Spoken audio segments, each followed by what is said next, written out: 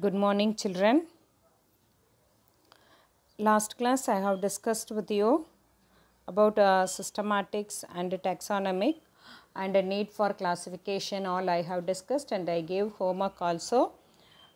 Children, I don't know whether you are listening to the class videos or not, and also you want to do the homework and submit the same with the picture to my personal, send a picture to my personal number I said, but only Vishal sent, others did not respond for that. Children, complete the homework then and there and respond to the teachers, not only me. Please respond all the teacher and do the homework given by them. Okay, children. So, children, since we are already late, 3 months late, and we have 4 volumes of book, to biology, to botany, to zoology. So, I want to go in speed of teaching. Please cope up with me and follow with me and clear respond the homework given by me. Okay. So, history of classification. So, how the classification originated and developed so far or going to discuss in this paragraph. Early classification of organism were based on only 2 criteria. Okay, that is beneficial or harmful. An ancient classification system recognized 5 animal groups: domestic, wild, creeping, flying and sea animals. Initially, the classification was based on animal organisms' fundamental characters such as the habitat and morphology only.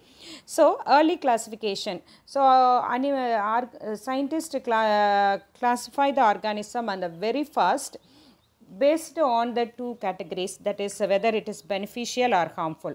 Based on that, they are dividing into 2 groups, beneficial organism and harmful organism. Then next one is ancient classification. According to the ancient classification, it is divided into 5 groups of animal. One is domestic, another one is wild, creeping, flying and sea animals. Okay, and then after the ancient classification, then initial classification was started. Then according to that, organisms are classified based on the fundamental characteristics such as habitat and morphology only. What is mean by habitat? The place where they are living is called what? Habitat. If they are living in the water, it is aquatic. If they are living in the air, it is called aerial mode of life. If they are living in the burrow, this is called a fossorial animal.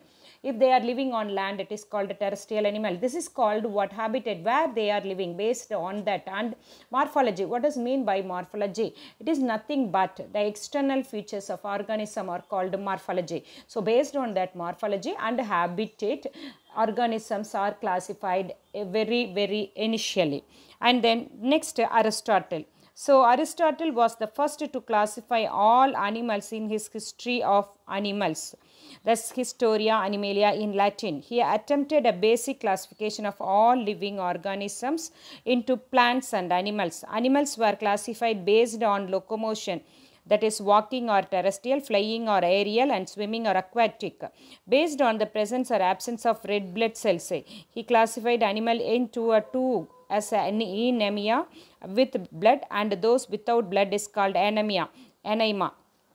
So, okay, this is regarding Aristotle. Aristotle was the one who first classified all the animals in his book History of Animals. Okay, he attempted classification into all living organism into 2 main categories. One is plants, another one is animals. And again he classified the animals based on the locomotion and based on the presence or absence of red blood cells. See, based on the locomotion, he classified the animals as what? Terrestrial, aerial and aquatic. Terrestrial, if the animal is walking on the land, he classified the animal as terrestrial. If the animals are flying in the air, he classified the flying animals as what? Aerial animals. If it is swimming in the water, he classified as what? Aquatic animal. So, next one, based on the presence or absence of red blood cells, he classified into anemia and anemia. That is, anemia is with red blood cell. Anemia, A means what? Absence. Anemia without red blood cells. Okay, that's all. Simple concept only, children. So, Aristotle classification system had limitation and many organisms were not fitting into his classification. For example, the tadpoles of frog are born in water and have gills, but when they metamorphosed into adult frog, they have lungs and can live both in water and on land. How to classify frog and where to place them? So Aristotle classified organisms based on locomotion, hence birds, bats, and flying insects were grouped together just by observing one single characteristic features, the flying ability. On the contrary to the above set example, the ostrich, emu and penguin are all birds but cannot fly. So Aristotle would not have classified them as birds. In spite of this limitation, Aristotle's classification system was followed for more than 2000 years, up to 1700. Okay. So here, okay, Aristotle classified based on the locomotion and also based on the presence of red blood cells, right? Okay. So here there is a limitation in his classification, children. What is the limitation seen in? See, take an example of frog. Take an example of frog. See, frog, you know very well, the young one of frog is called a tadpole larva, that is very sure. Where it will be only in the water. So when the larva metamorphosed into adult frog, it coming on land. So, okay, when it was in the land, it breathed with the gills. When it come after metamorphosis, it come on land and using lungs for breathe, one thing. And after metamorphosis, this frog can be live in water as well as on the land. So, where to keep them? Whether will be in the aquatic or terrestrial. This is one question. So there is a limitation. And another one thing, see, he said that all the flying animals are coming under aerial mode of life, isn't it? So, you know children, bats are mammals, but it fly. And insects also flying. So, and he said that birds only fly. So, he grouped all the birds under what? In the aerial mode of life. But insect also fly, some mammals also fly, some birds also fly. So, but where to keep them? So, these are the some limitation. Another thing, this penguin, emu, all birds only. But he cannot place them in a aerial mode of life under the birds. So these are the some limitations seen in the Aristotle's classification. But apart from this limitation, Aristotle's system of classification was followed for 2000 years till 1700 because there was no scientist to take up the function, I think so. So next one, after Aristotle, his student Theophrastus, that is 372 to 87 BC, continued his research on the classification of plants, and he was known as the father of botany. Please underline it. Who is the father of botany? Theophrastus. There was a huge gap till 16th century. Then the English naturalist John Ray wrote several important works through his life. His most important contribution was the establishment of species as the ultimate unit of taxonomy. Underline it. See, as per John Ray, species is the ultimate unit of taxonomy. In 1682, he published the Methodus Plantrum Nova, which contained about 18,000 plant species, a result of a relatively narrow species concept. His complicated classification was based on many combined characters as opposed to earlier taxonomists. So, John Ray also aimed at publishing a complete system of nature, which included works on mammals, reptiles, birds, fishes, and insects. Okay. So, next, okay, first Aristotle started the work of classification. After that, his students Theophrastus started work in the classification of plants. So, he called as father of botany. And after that, a huge gap was there. In a year in the 16th century, an English naturalist, John Ray, he worked many things, important works. His most important contribution was the establishment of species. What he said, species is the ultimate unit of taxonomy, he said. So, and he published a book, and in his book 18,000 plant species he reported. Then he complicated, his complicated classification was based on many combined. He also classified the plants and animals. So his classification is based on many combined character, not one like Aristotle, locomotion, and what it is after locomotion, blood presence or absence, like that, not a limited character. He considered many combined character as opposed to earlier taxonomists. See, earlier taxonomists, they have taken only one or two character to classify the animals, but he has taken many combined character for classification. John Ray also aimed at publishing a complete system of nature, which included works on mammals, reptiles, birds, fishes, and insects. So he worked on mammals, reptiles, birds, fishes, and insects. So he wanted to give a complete system of classification.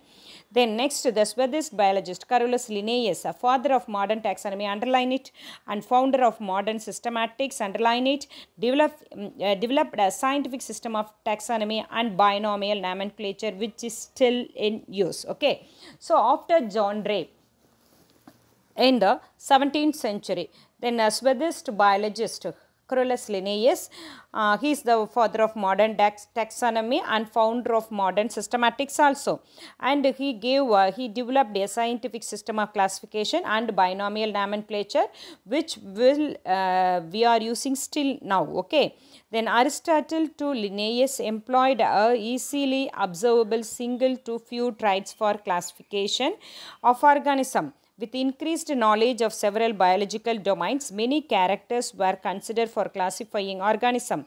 This represented the base of classical taxonomy, which was based on overall similarities or affinities derived from morphology, anatomy, and embryology of organism. Okay, see, Aristotle considered only a few characters. Aristotle considered only a few characters for classification. But this Carolus Linnaeus, he considered many combined characters like similarities and differences in morphologically, anatomically, embryologically seen in organism. A modification of this system is the numerical taxonomy. This modification of taxonomy is called what? Numerical taxonomy. So Aristotelic taxonomy, classical taxonomy. After that, this Carolus Linnaeus taxonomy is called numerical taxonomy, which evolved in the 1950s. The system evaluated the resemblance and differences through statistical methods followed by computer analysis to establish the numerical degree of relationship among individuals. Later on, biologists initiated studies on evolutionary and genetic relationship among organisms, which lead to the emerge of phylogenetic classification or cladistics. Okay, so as per the modification of this system is the numerical taxonomy. So, see children, sorry. With increased knowledge of several biological domains, many characters. Okay, after Aristotle and Linnaeus only, this numerical taxonomy was implemented in the year 1950s. As per the numerical taxonomy, resemblance differences have been observed or evaluated through a system statistical methods followed by computer analysis to establish the numerical degree of relationship among individuals. Later on, biologists initiated after that, okay, so based on the similarities and differences, evaluate the statistical methods using computer, they are giving the numerical taxonomy. After that, biologists initiated study on the evolutionary and genetic relationship, because till 19th century there was no awareness of gene. So after Mendel's work, the characters, that is traits of each organism controlled by gene, and the knowledge of gene genetics also available for all us. Okay, so after 19th century, this our scientists started to analyze about the genetics and evolutionary and genetic relationship among the organisms. So because of that lead to another type of classification called phylogenetic classification or cladistic. Okay, what is mean by phylogenetic classification? It is nothing but evolutionary and genetic relationship of organism. Say for example, our ancestors are what? Chimpanzee, gorilla, Homo habilis, Homo erectus, Neanderthal man, and what? Homo sapiens, isn't it? So it is understood Neanderthal man are our ancestors. Okay, what is the relationship? based on the genetic makeup between we and Neanderthal man, between we and Homo habilis. Okay, so comparing that, how the evolutionary ladders are developed. So like that work, based on that animals are classified, and it is called what? Phylogenetic classification or cladistics, and it is an evolutionary classification based on how a common ancestry was shared. Okay, so we know very well our basic ancestors are chimpanzee and gorilla, that you learnt in your lower classes. If you don't know also, no problem. So our ancestors are what? Basic ancestors are what? Chimpanzee, gorilla. So we have from chimpanzee, gorilla, many lineages are there, but the main lineages what? Homo habilis, Homo erectus, and Neanderthal man, and Homo sapiens. Okay, these are the lineage of various races of human beings. Okay, in this evolutionary ladder. So what are the common characters shared by human beings? That is Homo sapiens, Neanderthal man, Homo erectus, Homo habilis, all with chimpanzee and gorilla. So like that comparison of sharing of characters are discussed in this phylogenetic evolution, and according to that they have draw a chart and make a classification. Okay, right? It is an evolutionary classification based on how a common ancestry was shared. Cladistic classification summarize the genetic differences between all species in the phylogenetic tree. Ernest Haeckel introduced the method of representing evolutionary, underline it, relationship with the help of a tree diagram known as cladogram. Who developed a cladogram first? Ernest Haeckel. Through this cladogram, he represents the evolutionary relationship with the organism. Okay, this system of classification, what they are taken for account? The ancestral character and also derived character. What is ancestral character? So the trait of a basic body design which would be in the entire group. So you know very well, children. So we will take our ancestor form as an example. I said from chimpanzee, gorilla alone we are from chimpanzee, gorilla only we are evaluated. Okay, right? So okay. So we are not directly evaluated as human being from the chimpanzee and gorilla. Okay, right? So then how I said no, chimpanzee, gorilla to Homo habilis, then Homo habilis to Homo erectus, Neanderthal man, and Homo sapiens. In between many races are there. If we taken that for in our account now, it will be confusing for you. So I discussed only these 4 things with you. Okay, so here is my question. What is the common characters shared by us and chimpanzees? Sorry, shared by Homo sapiens, Neanderthal man, Homo erectus, Homo habilis with chimpanzee, gorilla. அதாவது chimpanzee, gorilla இருந்து தான் இந்த races எல்லாமே வந்திருக்கிறோம் நம்ம. So இந்த races எல்லாத்துக்குமே என்ன காமன் கேரக்டர்ஸ் chimpanzee, gorilla மாதிரியே இருக்குது. chimpanzee, gorilla கிட்ட இருந்து என்ன காமன் கேரக்டர்ஸ் வந்துட்டு நம்மளுக்கு வந்திருக்கு. Okay, right? ஸோ இதை தான் நம்ம என்னன்னு சொல்கிறோம் அப்படின்னு பார்த்துட்டிங்கன்னா, this is said to be what? Ancestral character. Okay. Next, what is mean by derived characters? Derived characters, you see, some characters are new in Homo erectus, but it is not present in the chimpanzee, gorilla. So it is derived, it is acquired by the Homo habilis. So and the character which is acquired newly by the organism is called acquired character, which will not be present in its ancestral form. Okay, right? So say for example, very easy question. So we can speak, but chimpanzee, gorilla cannot speak. Okay, so this is a new character which we acquired. Okay, so we are chimpanzee, gorilla or tetrapedal walk, அதாவது 4 கால்ல நடப்பாங்க, but we are walking in bipedal walk. So this is also new character, this is acquired character. Okay, right? So some characters like that newly acquired. These are called derived characters. And another thing, this derived character, newly acquired character, are important for the evolution of species. புது இனம் உருவாகிறதுக்கு ஒரு இந்த மாதிரி new characters தான் தேவைப்படுது. So in future the human being might be changed into another one species by acquiring another one new characters. Okay, like that this derived character are essential for evolution of species. Okay children, hope you have understood.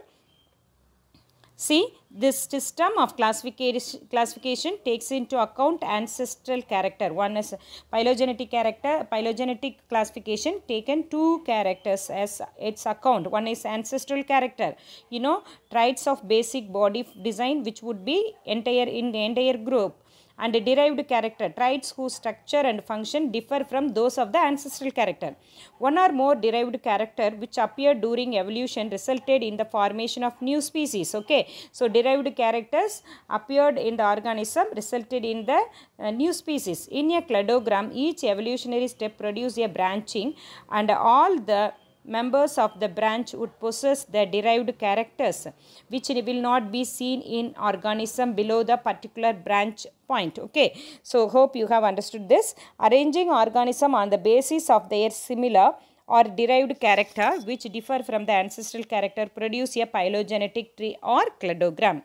Okay, depending on the system of classification, organisms were classified into 2 or 3 kingdoms, later on into 4, 5, 6 and now into 7 kingdoms. Okay, so depending on the system of classification, all the organism first grouped into 2 and then 3, then 4, 5, 6, now it is into 7 kingdoms. R.H. Whittaker proposed the 5 kingdom classification. The kingdom defined by him were, what are the 5 kingdom defined by R.H. Whittaker was Monera, Protista, Fungi, Plantae, Animalia, based on the cell structure, mode of nutrition, mode of reproduction and phylogenetic relationship. It is given in the table children, we will see later on. Table 1 gives a comparative account of different characteristics of the 5 kingdom. Then classification has come a long way and now takes into an account even molecular level DNA and RNA identification. The advancement in molecular techniques and biochemical assay has led to a new classification, that is 3-domain classification. So, like that the classification is come in a long way from Aristotle to still now. Now, it is taken account of DNA, RNA also for what? Classification. Characters are classify the based on the DNA, RNA also we can classify the organs. So based on that molecular technique, an organism are divided into 3 groups, that is called what? 3-domain classification. Okay, 3 domains of life. 3-domain classification was proposed by Carl Woese, underline it, and his co-workers. They classified organism based on the difference in 16 srRNA genes. Okay children, these all we will see in our next year in detail about molecular level, genetics, biotechnology, genetic engineering, all we can discuss in our higher secondary second year classes. Okay, so 16S ribosome. Okay, based on that 16 srRNA genes, Carl Woese classified the organism into 3 different groups. The 3-domain system adds the taxon domain higher than the kingdom. So they add the domain as what? Higher than. Usually kingdom is the highest taxonomic category in the classification as per Carolus Linnaeus, but as per Carl Woese, domain is higher than the kingdom. This system emphasizes the separation of prokaryotes into 2 domains. One is bacteria, another one is archaea, and all the eukaryotes are placed in the domain eukarya. So that according to the Carl Woese based on the 16S RNA. Here they are not considering any similarities, differences, anything, and compared characters are not taken it as account. But he taken only thing for his classification. that is RNA, and especially there are different types of RNA I have seen in the SELPA. So here that all we will see in our higher secondary second year classes. And 16 based on the 16S RNA, Colwoos and his co-workers classified the all organism into 3 domains. As I said, domain is the higher taxonomic category than the kingdom. So what are the 3 domains? See, you know very well prokaryotic and eukaryotics. This prokaryotics are divided into 2 domains. One is what? Bacteria, another one is archaea. And eukaryotics, all eukaryotics placed under only one category, that is called domain eukarya. So archaea appears to have more in common with the eukarya than the bacteria. So when comparing the archaea with eukarya and bacteria, it has more resemblance with the eukarya than with the bacteria. Archaea differ from bacteria in cell wall composition and differs from bacteria and eukaryotes in membrane composition and or RNA types. Okay, so how the archaea differs from bacteria and eukarya? So when archaea differs from the bacteria in cell wall composition, bacteria alone, when but it is differ from bacteria and eukarya in membrane composition, that means cell membrane composition and or RNA types. See, you can see the 3 domains classification, children: archaea, bacteria, eukarya. Archaea, that is it is divided into it is called as what? Extremophiles, we can say. Methanogens, halophytes, thermoacidophytes. Bacteria, cyanobacteria, eubacteria, beneficial and pathogenic. And then eukarya, all eukaryotes, protist, fungi, plants and animals, all they brought under one category, that is eukarya. Okay, this is the latest classification given by Colwoos. Domain archaea. If we see about domain archaea, this domain includes single-celled organism, all single-celled organism. Wait, children, sorry. Yes, now you are clear. Domain archaea. First we will see about domain archaea. See, this domain archaea includes single-celled, made up of only one organism, and the prokaryotes and prokaryotes. Prokaryotes we know very well, which don't have any nuclear membrane cell bounded organelles all. And it includes single-celled prokaryotes which have the ability to grow in extreme condition. This is what very, very important, extreme condition. See, children, in a hot volcanic condition we cannot live, we will burn, isn't it? Any organism will burn, but some organism can be live in that higher temperature, extreme temperature. Those organisms are called what? Coming under archaea. Those organisms are called thermophilic also. And we can same things in a high salty condition also organism cannot live. So some organism can live in that high salty environment also. So like that, the organism where they have to live in high extreme conditions all brought under the domain archaea.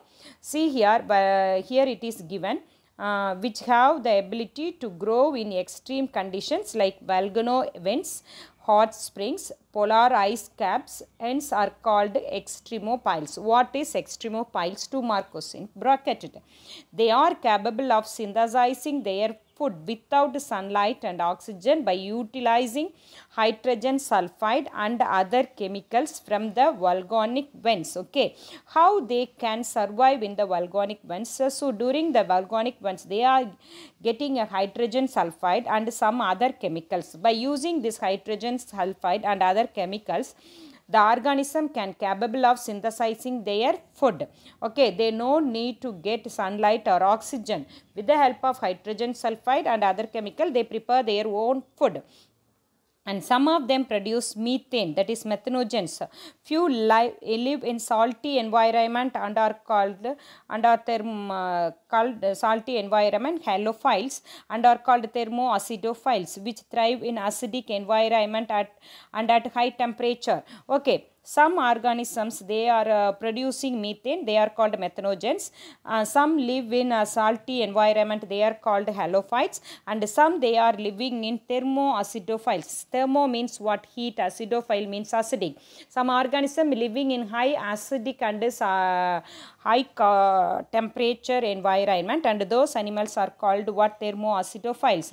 So like that, they are living in halophytes, thermoacidophiles, and also in volcano vent and hot spring, such an extreme environmental, they are called what? Extremophiles. All the extremophiles coming under the domain Archaea. And next, domain bacteria.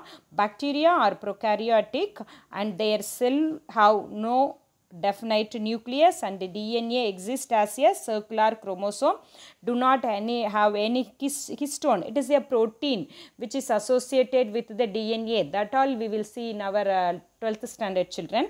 Histone associated with it. They do not possess membrane, that is membrane bound organelles like mitochondria, endoplasmic reticulum, all absent in bacteria.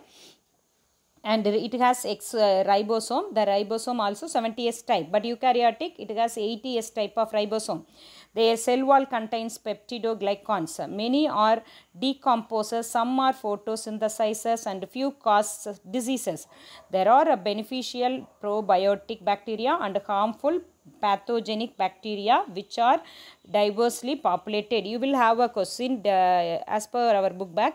Differentiate probiotic and pathogenic. Beneficial bacteria are called probiotic and harmful bacteria are called pathogenic. And cyanobacteria are photosynthetic blue-green algae. So as we said, some pathogens, some bacteria are pathogens, some bacteria are blue photosynthetic, or CVC. So the cyanobacteria, which is a photosynthetic blue-green algae which produce oxygen. These had played a key role in the changes of atmospheric oxygen level from anaerobic to aerobic during the early geological periods, children. See, when we take an evolution of Earth, the very first organism evolved on the Earth is cyanobacteria. The cyanobacteria, they are doing chemosynthetic, not photosynthetic, chemosynthetic bacteria very fast. They are utilizing the chemicals in the atmosphere and change the anaerobic environment into aerobic environment. Okay. Next one is domain eukarya.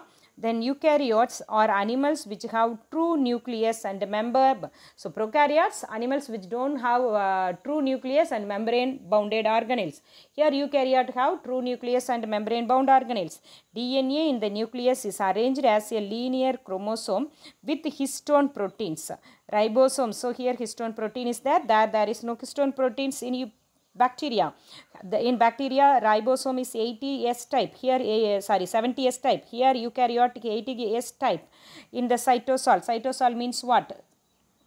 Cytoplasm. And 70S type in the chloroplast and mitochondria. Chloroplast, mitochondria are the membrane bound cell organelle. They are also have the ribosome. The ribosome is 70S type. Animal in this domain are classified under kingdom, namely. So in this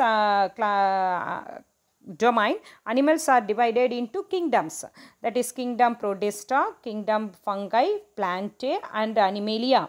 So in 1987, Cavalier-Smith revised the 6 kingdom system to 7 kingdom system. So the concept of super kingdom was introduced and revised to 7 kingdom classification. The classification is divided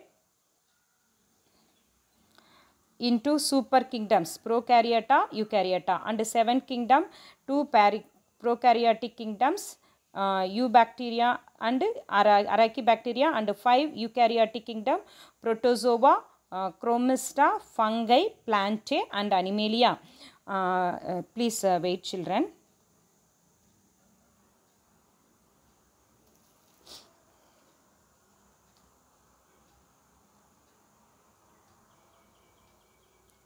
You can see it clear now. Okay, this is what 3 kingdom, 5 kingdom, 6 kingdom and 7 kingdom classification. You see, as per the 3 domain system, bacteria, archaea, eukarya.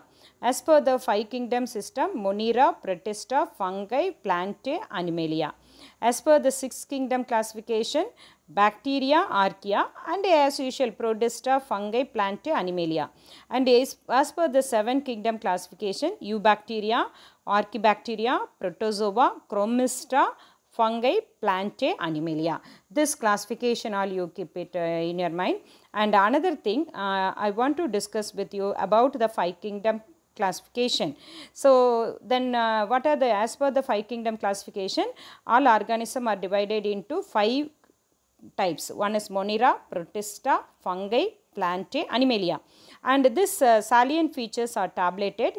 If we take a cell type, Monera is prokaryotic, all others are eukaryotic. And when we are taken as a cell wall, the Monera is non-cellular, Protista present in some, not present in some. Then fungi present, plantae present, animals there is no cell wall. Body organization, Monera, Protista, cellular level organization. Fungi multicellular to tissue level of organization. Plantae, tissue and organ system level of organization. Animalia, tissue, organ and organ system level of organization. Then mode of nutrition, if we take Monera autotrophic, heterotrophic. Protista also autotrophic, heterotrophic. Fungi only heterotrophic, plantae only autotrophic, animalia only heterotrophic. So children, I will stop with this. Okay, today the homework which I want to give is this kingdom of 5 kingdom classification, and extremophiles, differentiate between probiotic, pathogenic, and the flow chart for 3 domains.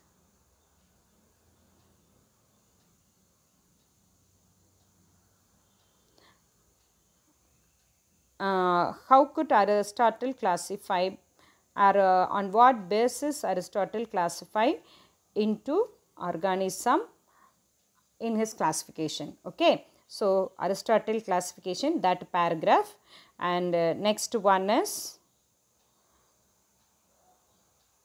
this 3 domain classification flow chart, and extremophiles, differentiate probiotic, pathogenic, and 5 kingdom classification. So these are the homework you want to learn and submit to me, and remaining things I will teach. Hope next class I will try to finish this lesson, and I will stop with this children. We'll meet in my next class. Bye.